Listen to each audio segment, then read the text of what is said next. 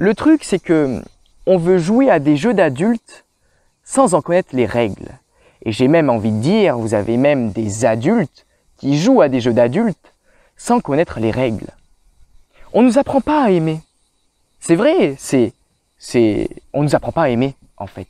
Parce que c'est tellement quelque chose de naturel, qui doit être spontané, qu'on nous l'apprend pas, en fait. Et nous-mêmes, on se remet pas spécialement en question.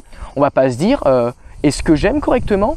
Est-ce que je devrais changer ma manière de penser par rapport à la vision du couple, machin? On se remet pas en question, en vrai. C'est la vérité.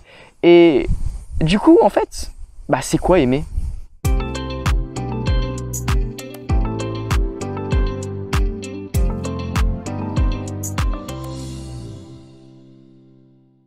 Il y a quelques semaines de cela, je parlais avec une abonnée sur Instagram et très vite cette personne en est venue à me parler de sa situation amoureuse en me disant que d'une certaine manière, elle était dépendante affective. C'est d'ailleurs le sujet de cette vidéo et en fait j'aimerais vous partager le message qu'elle m'a envoyé et qu'on regarde ensemble ce qu'est la dépendance affective. Est-ce que le témoignage de cette personne est le reflet d'une personne dépendante affective? Et aussi l'objectif, c'est que vous voyez aussi de vous-même si vous êtes dépendant affectif ou si justement vous ne l'êtes pas. C'est vraiment l'objectif de cette vidéo et on commence tout de suite. Voilà, je vais vous lire son message. J'avais aussi une question. Est-ce que tu aurais des conseils pour les relations amoureuses? Alors je t'explique. En fait, je suis totalement dépendante de ma copine, je fais plus ou moins mon emploi du temps par rapport à elle et souvent je décale des trucs que j'avais prévus pour pouvoir la voir. En fait, il faut savoir que ça fait plusieurs semaines qu'elle est partie en stage à 1 heure de là où je suis et donc du coup, dès qu'elle est disponible, je fais en sorte de la voir, histoire de profiter du peu de temps que j'ai avec elle. Sauf que du coup, je m'empêche de faire certaines choses par peur de la rater. J'ai fait un peu une obsession, il faut savoir que je suis une personne jalouse et que du coup je surveille beaucoup son compte Instagram par exemple et je suis toujours aux aguets de voir si elle est connectée ou non sur les réseaux et si elle est connectée et qu'elle ne me répond pas à mes messages, ça me rend dingue. J'aimerais être comme elle et pouvoir faire ma vie sans me demander si elle est d'accord ou non ou sans avoir forcément son avis. En fait, j'aimerais vivre simplement en réalisant ce que j'ai à réaliser sans m'adapter à elle. Et tu vois, elle a clairement le dessus dans le couple parce qu'elle m'a avoué qu'elle me considérait comme acquise et ça, je supporte pas. Mais je sais pas comment m'en défaire. J'aimerais être cette fille qui se suffit à elle-même, qui tant elle rentre quelque part, on voit qu'elle. J'aimerais être cette personne pour laquelle on court après et pas l'inverse, mais je ne sais pas comment faire. Donc j'ai eu ce message et en fait, je me suis dit, ce serait vraiment intéressant d'en faire une vidéo en fait. Et j'ai pris l'initiative aussi de faire un sondage. Sur mon compte Instagram, je vous ai demandé si vous avez déjà été ou si vous êtes encore aujourd'hui dépendant affectif. Et le résultat de ce sondage est assez ouf et surtout inquiétant. À 89%, vous me dites que vous avez déjà été ou que vous êtes dépendant affectif. Alors bien sûr, c'est pas représentatif. J'ai pas des milliers de personnes qui me suivent, mais il faut savoir qu'il y a eu plus d'une centaine de personnes qui ont répondu à ce sondage. Et quand je vois que 90% de personnes se disent dépendantes affectives contre 10% de personnes avec lesquelles ça n'est jamais arrivé ou qui n'ont jamais eu ce sentiment, ça ne va pas. Ça ne va pas et ça peut pas coller. Et en fait, si je pouvais faire une petite parenthèse dans cette introduction, en fait, j'aimerais qu'on se calme tous. J'aimerais qu'on se calme et qu'on arrête de se poser des étiquettes. Et surtout des étiquettes négatives. On va avoir cette tendance à se dire « je suis dépendant affectif, je suis jaloux, je suis hyperactif, je suis hypersensible ». En fait, et ça même avec les autres, on va se dire « oui, mon ex, c'était un pervers narcissique ». Ça c'est le terme à la mode aujourd'hui. D'autres vont se dire « mon ex, elle était hystérique ». Encore une fois, un terme à la mode. Je pense vraiment que il faut prendre du recul sur les étiquettes qu'on donne aux autres et surtout même les étiquettes que l'on va se donner à soi. Parce qu'elles ont un réel impact en fait sur nous. Les mots que nous utilisons, les étiquettes que nous nous donnons ont un réel impact sur notre mental. Et il est évident que si vous dites que vous êtes hypersensible, que vous dites que vous êtes dépendant affectif, derrière, il y a des biais cognitifs qui se mettent en place, notamment le biais de confirmation qui va être le fait de voir telle caractéristique de l'étiquette que vous donnez et vous allez vous dire en fait ah bah oui, voilà, j'ai lu sur internet que les dépendants affectifs ils étaient ça, j'ai les caractéristiques donc je suis dépendant affectif. Non, finalement c'est un peu comme l'astrologie. L'astrologie finalement ce sont des archétypes assez banaux, banaux, je sais pas comment on dit, où finalement tout le monde s'y retrouve. Vous allez avoir les cancers par exemple, je suis cancer. Les cancers par exemple, ils vont être sensibles, ils vont être romantiques, ok. Et forcément quand on lit ça, on s'y retrouve. Mais finalement même un lion, même un vierge peut s'y retrouver. Et c'est le problème des biais cognitifs et je pense que je ferai une vidéo aussi sur les biais cognitifs. Mais déjà en fait, je vous invite à prendre du recul sur tout ce que sur l'image que vous pouvez avoir de vous-même et surtout l'image négative que vous pouvez avoir de vous-même. Ok, maintenant que ça c'est dit, je vous invite à passer directement dans le vif du sujet, à savoir, qu'est-ce que la dépendance affective? Alors, la dépendance affective peut être définie comme étant un besoin excessif d'affection ou d'attention au détriment aussi de sa propre personne. La personne dépendante affective va surinvestir la personne avec qui elle est et désinvestir sa propre personne. Ce sont des personnes qui vont avoir un besoin très fort d'attention, d'être reconnues par l'autre. Alors même si la dépendance affective intervient à tous les niveaux, que ce soit familial, professionnel ou amoureux, je vais ici me focaliser sur la sphère amoureuse parce que c'est aussi, je pense, la sphère, le domaine qui va vous intéresser le plus, mais à savoir que tout ce que je vais énoncer dans cette vidéo s'applique aussi aux autres sphères, professionnelles, familiales, amicales. Et dans le couple, en tout cas, ça va être une recherche permanente, d'être à la recherche permanente de l'autre, à la recherche que l'autre assouvisse les besoins de cette personne dépendante. Et en fait, si vous voulez, il y a de la frustration. Il y a inévitablement de la frustration et c'est problématique. C'est problématique parce que d'une certaine manière, il y a cette attache dans le sens où on se dit et on espère que l'autre va assouvir nos besoins, qu'il va être présent à tout jamais. Et de l'autre, où en fait c'est toute cette ambivalence en fait. Et de l'autre côté, vous avez ce côté où la personne va devenir colérique en fait. Elle va devenir colérique. Elle va vouloir péter des plombs en fait. Elle va vouloir péter des plombs. Elle va vouloir reprocher à l'autre le fait qu'il ou elle ne fasse pas assez bien, qu'il ou elle ne soit pas assez présent.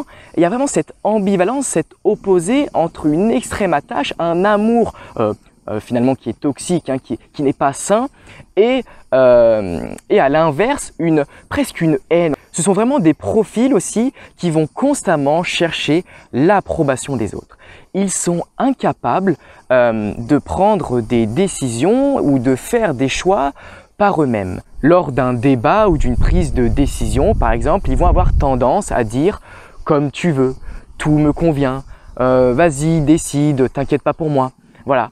En fait, le dépendant affectif s'efface. Il s'efface pourquoi? Pour aussi limiter les conflits par peur aussi de perdre l'autre. Finalement, c'est assez évident, c'est facile, c'est assez facile de faire les liens, d'articuler les éléments entre eux. Et en fait, le fait de déléguer comme ça aussi à outrance les choix de vie ou même dans un débat, le fait de se limiter, de s'écraser, ça fait des profils qui sont constamment insatisfaits.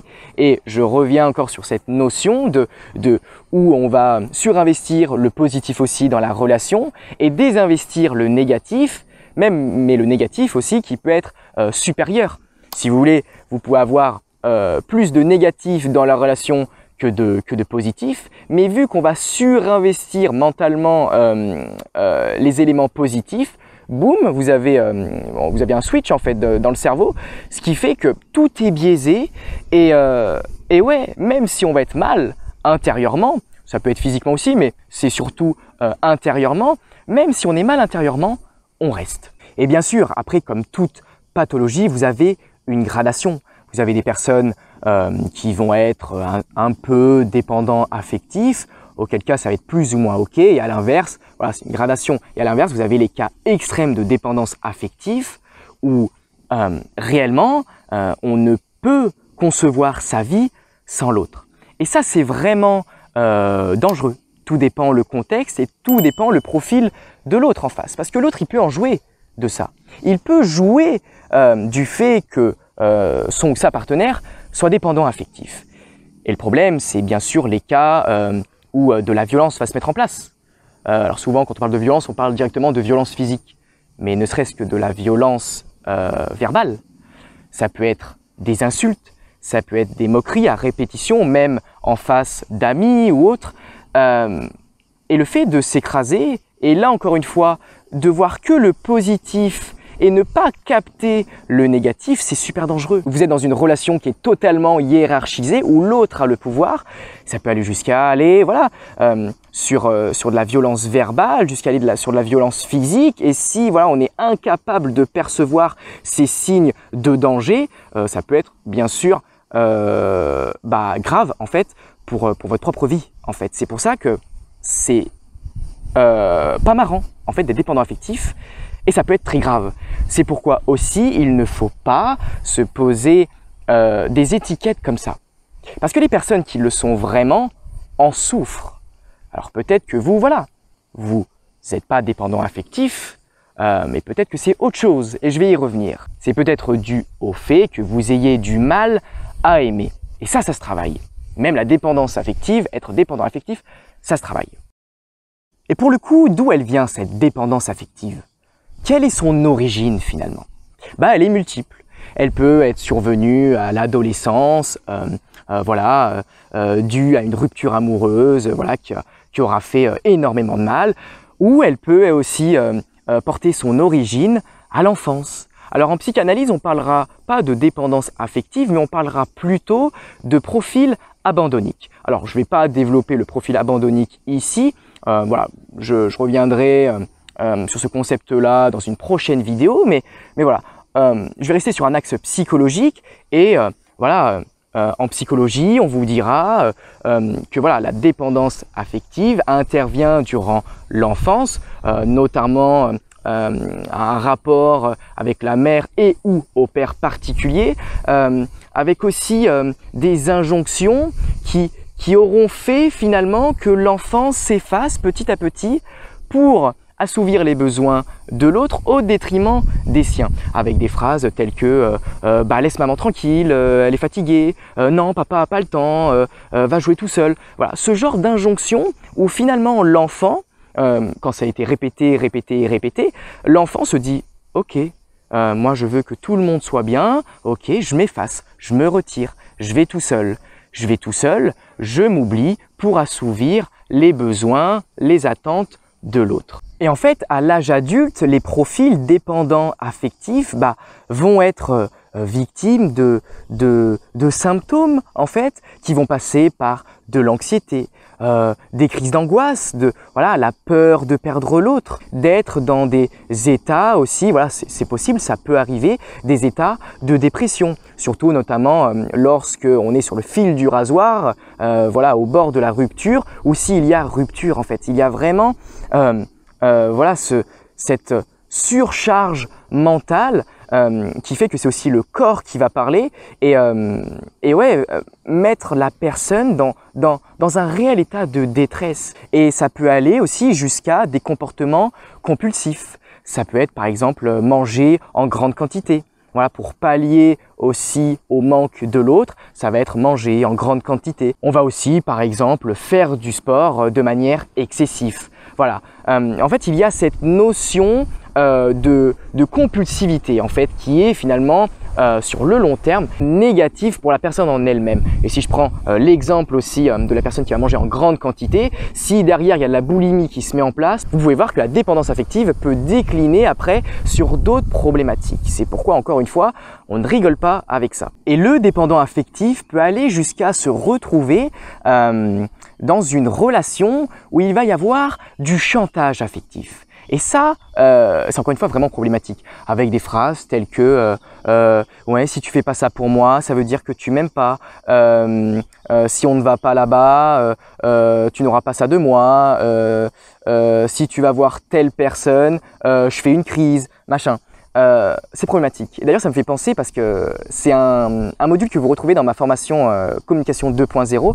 J'y pense juste à l'instant, où je reviens sur les paradoxes communicationnels. C'est passionnant en fait. C'est vraiment passionnant et les paradoxes communicationnels en fait, ce sont ces injonctions, ces tournures de phrases où en fait que vous fassiez la chose ou que vous ne la fassiez pas, que vous exposiez votre point de vue ou non, dans le cas, vous êtes en tort en fait. C'est vraiment des tournures de phrases, c'est de la manipulation, hein. Donc elle peut être voulue, elle peut être consciente, cette manipulation, ou inconsciente, et la plupart du temps en réalité, elle est inconsciente. Et c'est passionnant, et en tout cas, je vous invite à faire la formation si vous ne l'avez pas faite.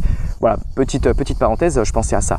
Et ouais, avec des injonctions, des tournures de phrases comme ça, négatives en fait, toxiques, où finalement, encore une fois, la relation, elle n'est pas positive, elle n'est pas positive. Maintenant, à la vue de cette première partie de vidéo, peut-être que vous disiez et que vous pensiez être dépendant affectif, et maintenant vous vous dites que non, finalement, vous ne l'êtes pas. Auquel cas, c'est super. Maintenant, il y a ce deuxième cas de figure aussi, où vous pensez être quelqu'un de dépendant affectif, et ce que j'ai pu vous dire vous conforte dans cette idée. Rappelez-vous, ne faites pas de généralisation, ne vous posez pas un auto-diagnostic, hein, vous n'êtes ni médecin, ni psychologue, ni rien de tout ça. Vous êtes tout au plus victime de biais cognitifs et plus particulièrement du biais de confirmation. Mais ok, là admettons, vous êtes convaincu d'être dépendant affectif. Qu'est-ce que vous pouvez faire? Eh bien, consultez. Alors, j'imagine que c'est pas le conseil que vous voulez spécialement entendre, parce que oui, je vous l'accorde, ça peut être chiant de consulter. Ça demande un investissement en termes de temps, un investissement financier, en termes d'énergie aussi. Mais la vérité, c'est que si vous êtes convaincu vous-même que vous êtes dépendant affectif, il faut que vous puissiez poser un diagnostic là-dessus. Il faut que ce soit vérifiable par un professionnel, parce que vous ne pouvez pas encore une fois, vous donnez des étiquettes comme ça, c'est pas possible, c'est trop destructeur pour vous-même, c'est trop destructeur. Et je comprends peut-être que cette solution que là je vous apporte, c'est pas celle que vous rêvez. C'est pourquoi je vais développer aussi et je vais vous proposer diverses solutions qui peuvent vous aider, qui peuvent vraiment vous aider, mais c'est sûr, si vous êtes vraiment dépendant affectif, ce que je vais vous dire là, selon moi, hein, ce sera pas suffisant. Ce ne sera pas suffisant. Au bout d'un moment, il faudra aller voir quelqu'un. Mais voilà, qu'est-ce que vous pouvez mettre en place déjà par vous-même et pour vous-même? Eh bien, déjà dans un premier temps, le conscientiser, super, c'est ce que vous avez fait. Et le travail qui est intéressant à faire ensuite, c'est de vous poser, de prendre une feuille, un stylo. Vous savez que j'aime bien les exercices qui sont simples comme ça. Hein, souvent, je vous propose des exercices où vous allez faire finalement un bilan de vous-même, un bilan introspectif. Et l'objectif, ça va être de vous poser calmement, vous faites une petite méditation ou pas, vous prenez un petit thé, un petit café à manger, vous vous mettez bien quoi, et vous allez lister toutes les choses que vous avez déjà accomplies par vous-même. Ça peut être l'obtention d'un diplôme, trouver un travail, ça peut être avoir passé son permis, voilà, vous avez passé votre permis par vous-même, de manière autonome, vous avez peut-être fait un voyage, seul vous êtes parti. Voilà, vous êtes peut-être parti 1 semaine, 2 mois, 3 mois ou plus, que sais-je.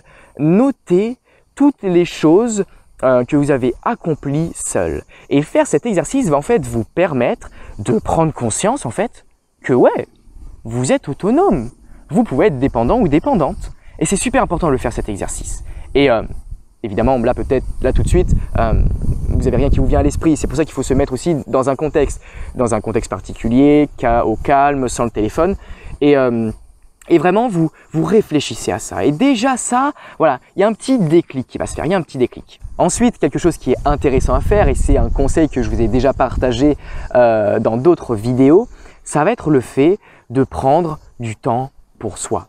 Là où le dépendant affectif s'oublie, vous allez faire en sorte de vous retrouver, de prendre du temps pour vous-même, de vous faire kiffer quoi. Faites ce que vous voulez, faites des choses qui vous font du bien. C'est super important au quotidien. Alors des fois au quotidien c'est compliqué, on travaille tous, voilà, il y a les études, ok. Mais faites en sorte au minimum, 1 fois par semaine, de vous donner une journée où vous êtes votre priorité. C'est super important et vous allez voir là encore une fois que votre simple compagnie vous suffira. Parce que même si finalement vous n'avez pas encore un bon rapport avec vous-même, que vous avez une image de vous-même qui est négative, que vous n'avez pas confiance en vous, mais ne serait-ce en fait que faire des activités qui vous plaisent, un ciné, même un cinéma seul, allez-y. Moi j'adore, moi je vous le dis, j'adore aller au cinéma seul. Là les ciné ont réouvert, j'y suis pas retourné, mais j'adore ça. Franchement c'est une expérience, c'est vraiment quelque chose à expérimenter. Allez voir votre petit film, vous avez vu le film là qui vous fait rêver, ok, vous allez le voir, vous prenez un popcorn, machin, une bouteille, vous posez et vous matez votre film en fait, et vous prenez votre pied. Faites en sorte de faire des activités seules et vous verrez que c'est petit à petit aussi que vous allez gagner en estime de vous, en confiance en vous. Ensuite, faites en sorte de vous affirmer. Là encore une fois, j'ai déjà fait des vidéos sur la chaîne, donc je vous laisse un peu fouiller. Mais faites en sorte de vous affirmer. Faites en sorte de cesser comme ça de demander l'avis de l'autre, l'approbation de l'autre ou de vous effacer dans un débat. Prenez le leadership de l'échange ou de la relation. Faites en sorte d'être actif, de donner votre point de vue en premier si ça s'y prête. Après, évidemment, c'est que de la nuance. Le but, c'est pas de devenir tout l'inverse, de devenir arrogant, machin, à exposer son point de vue à tout va. Non, mais faites en sorte d'être dans cette dynamique où j'assume qui je suis, j'assume mes positions, j'assume mes pensées, je l'ai dit, j'assume mes choix. Ok, j'ai envie de faire ça, je le fais. Je demande plus l'approbation des autres. Non. J'ai envie d'aller ici, j'ai envie d'aller là, d'aller voir telle personne, j'y vais et c'est super important. C'est super important, là encore une fois, d'être dans cette dynamique-là. Et enfin, pour les personnes qui seraient en couple et qui auraient le sentiment d'être dépendants affectifs, faites en sorte de limiter et même aller, si possible, jusqu'à supprimer tous ces mots qui vont être « est-ce que tu m'aimes ?» comment tu me trouves, est-ce que tu me trouves belle, est-ce que tu me trouves beau? Parce que on pourrait penser finalement que c'est bienveillant, que c'est de l'amour, mais la réalité c'est que c'est négatif en fait. Déjà, on ne devrait pas en fait se dire qu'on s'aime. Alors peut-être que je vais divaguer un peu là, mais je reste convaincu qu'on ne devrait pas se dire qu'on s'aime en fait. Parce que acter la chose, dire qu'on aime l'autre, en fait, il n'y a plus rien à faire. Il n'y a plus rien à faire, en fait.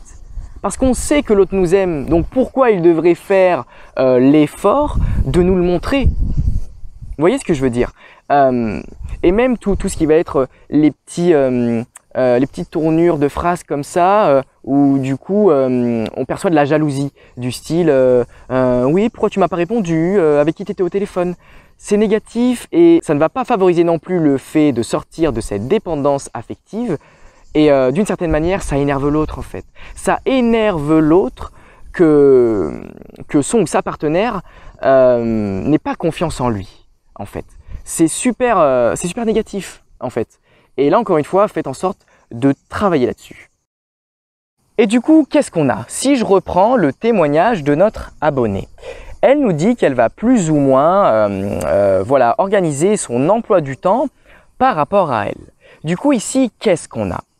Elle s'oublie au détriment de sa copine.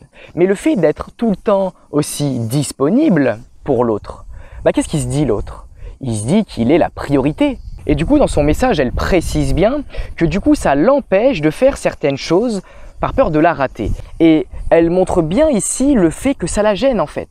Même s'il y a ce côté positif quand même, où elle va se débrouiller pour libérer du temps pour la voir et où il va y avoir un côté positif parce qu'elles vont se voir pour du bon temps, il y a cette autre partie d'elle qui se dit « ouais mais merde en fait, je prends du retard sur mes projets, sur mes études, sur mon travail et c'est négatif. » Et du coup, on retrouve là quand même cette dimension où on va aimer l'autre, on va le surinvestir, mais d'un autre côté, on va être dans un sentiment de colère un peu, on va être gêné, on va être mal à l'aise. Donc là, on est sur quelque chose de négatif. Et enfin, elle assume ouvertement d'être jalouse. Alors après, moi je vais pas poser un jugement de valeur ici, je ne la connais pas, je ne connais pas cette relation non plus. À voir aussi, est-ce que c'est réellement de la jalousie? Parce qu'encore une fois, la jalousie c'est pas rien, c'est un sacré morceau. Simplement être un peu gêné quand l'autre parle avec une fille, un gars, machin, c'est normal. C'est normal parce que on se dit ah tiens, ok, je ne suis pas si acquis ou si acquise que ça. Et c'est normal, c'est de la jalousie basique finalement. Donc est-ce que après cette personne est vraiment jalouse? Donc elle nous dit qu'elle va regarder sur les réseaux si sa copine est connectée, tout ça. Bah bien sûr, il y a cette notion un peu de dépendance, il y a cette notion de regarder qu'est-ce que fait l'autre en fait, qu'est-ce que fait l'autre, pourquoi elle me parle pas. Voilà, on est sur des ruminations, mais encore une fois, moi j'ai pas envie de poser d'étiquette. Je vous invite justement à ne pas vous poser d'étiquette. C'est pas moi qui vais vous en poser, vous vous doutez bien. C'est pourquoi moi naturellement je dirais que cette personne n'est pas dépendante affective.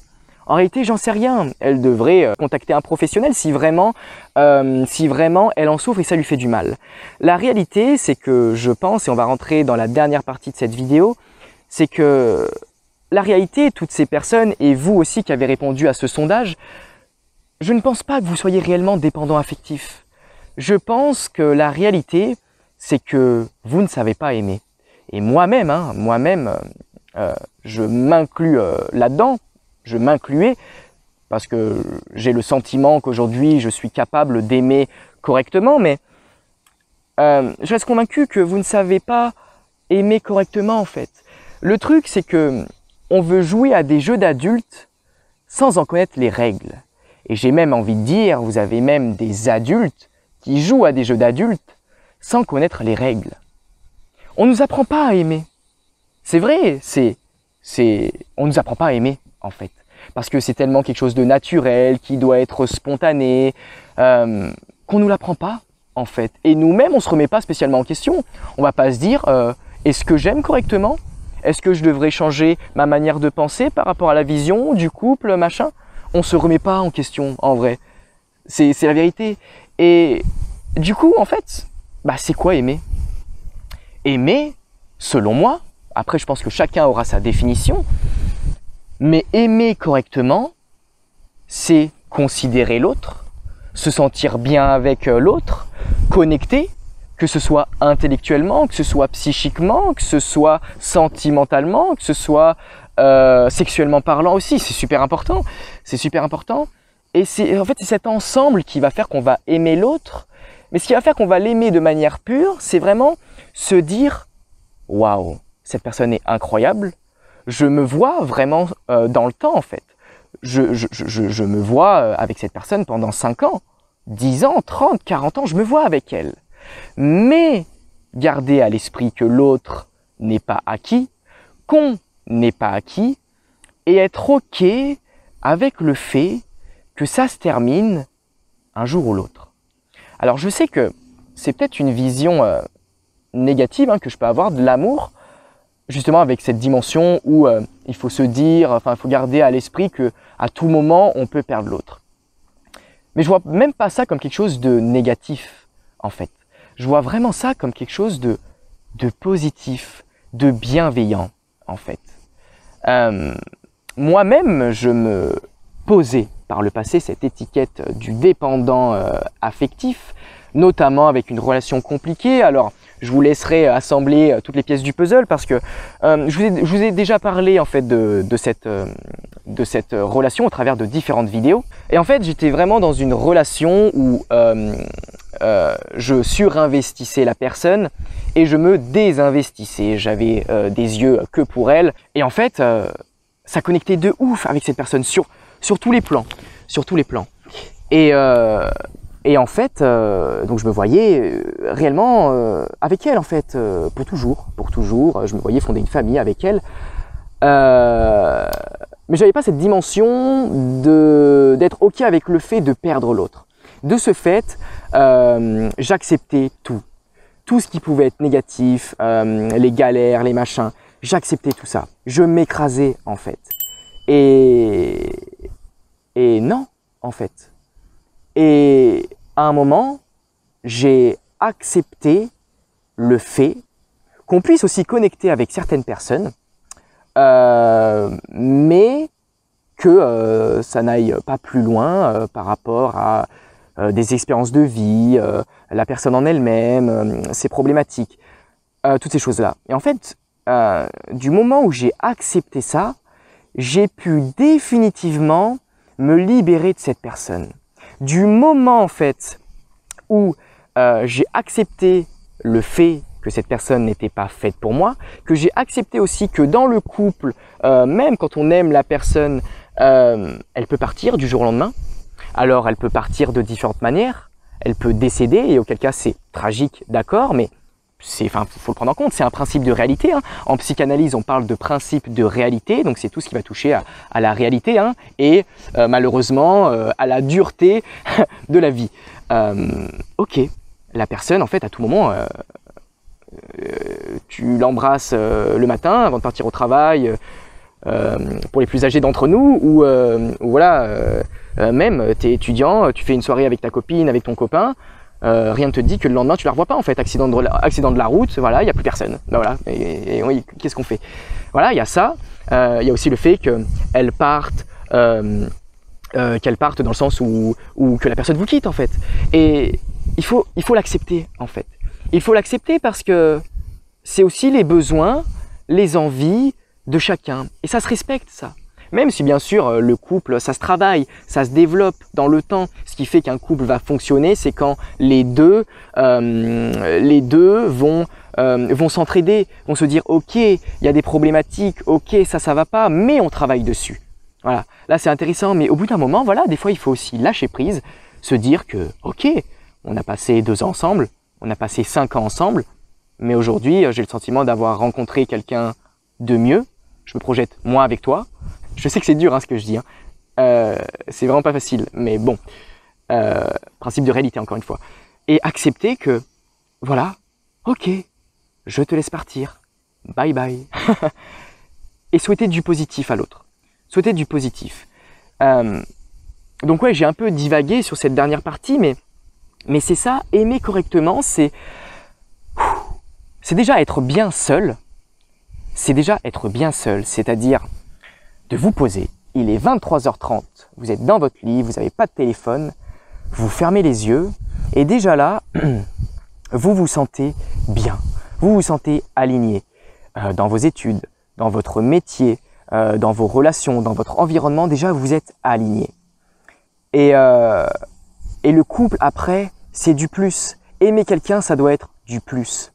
Il ne faut pas que l'amour que vous portez à l'autre vous comble toutes vos zones d'ombre. Non, il faut d'abord balayer chez soi et après construire un chez soi à 2, pour la métaphore. Voilà, c'est super important. Et ouais, apprenez à aimer, apprenez à vivre le moment présent, à profiter du moment présent, à avoir cette petite pensée aussi que ça peut se terminer un jour ou l'autre et qui fait, mine de rien, que vous allez d'autant plus profiter. Sur n'importe quel plan, hein, que ce soit juste un ciné, que ce soit sexuellement, que ce soit un resto, je vous assure, j'en ai fait l'expérience de tout ça. Ce que je vous dis, ce que je vous partage, les conseils que je vous partage, c'est les conseils que je m'applique à moi-même. Je vous assure qu'avoir cette dimension-là, se dire que à tout moment ça peut se terminer, vous vivez en fait bien plus intensément les choses. Et finalement, c'est aussi des souvenirs qui vont davantage se cristalliser. Voilà, ne serait-ce qu'un câlin, voilà, sentir l'odeur de son partenaire, sentir ses cheveux, son parfum. Vraiment respirer comme ça et se dire waouh, je kiffe ce moment et il y en aura peut-être plus en fait.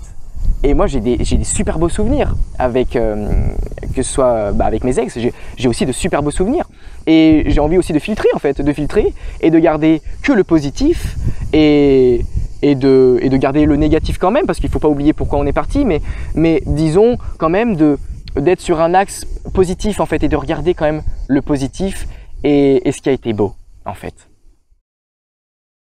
Voilà, j'espère que cette vidéo vous aura plu. C'était important pour moi de vous parler de dépendance affective parce que j'ai aussi un petit passé avec ça. Et c'est vrai que ce témoignage de cet abonné m'a vraiment donné l'impulsion en fait finalement de faire cette vidéo. Donc en tout cas, j'espère qu'elle vous aura plu. J'espère que vous aurez appris des choses sur vous-même aussi, c'est super important. J'espère que voilà, votre vision de la chose, votre point de vue sur la chose a évolué. Si cette vidéo vous a plu, eh bien n'oubliez pas de la liker et de la partager. Surtout, c'est de cette manière-là que vous pouvez faire connaître mon travail, vraiment sur Instagram, sur Facebook, c'est super important. Surtout si la vidéo vous a été utile, que vous l'avez regardée jusqu'à la fin, ça veut dire que vous l'avez aimé aussi. Donc voilà, ce serait super cool de votre part. N'hésitez pas à la commenter aussi, à me partager votre point de vue, à me partager votre expérience en commentaire. Ça m'intéresse vraiment. Est-ce que vous l'êtes, dépendant affectif? Est-ce que vous en êtes sorti? Partagez-moi votre expérience, ça m'intéresse, vraiment ça m'intéresse et au plaisir d'échanger avec vous. Et vous l'aurez remarqué que voilà, finalement, la dépendance affective, il y a une problématique liée à l'estime de soi, à la confiance en soi. C'est pourquoi je vais vous référer à ma playlist, si vous ne l'avez pas déjà vue, sur l'estime de soi, où je reviens sur différents exercices pour que vous ayez une estime de vous-même solide. Et pour ceux qui voudraient faire un travail encore plus en profondeur, travailler leur confiance, travailler votre confiance en vous, je vous invite, si ce n'est pas encore le cas, de faire ma formation que je vous propose gratuitement, dans laquelle je reviens sur différents exercices qui vont vous permettre, là encore une fois, d'avoir une confiance en soi solide. Donc c'est une formation d'1 heure de vidéo. Premièrement, je reviens sur les différentes origines du manque de confiance en soi avec un exercice pratique qui va vous permettre d'identifier d'où provient votre manque de confiance en vous. Ensuite, comment acquérir une certaine paix intérieure, une certaine sérénité dans votre vie. Ensuite, comment apprendre à identifier ses besoins pour avoir une vision claire et positive de l'avenir. Et enfin, comment être reconnu à votre juste valeur. Donc voilà, vous avez toutes les informations en description. Encore une fois, merci pour votre écoute. Bienvenue au nouveau et à la prochaine. Ciao!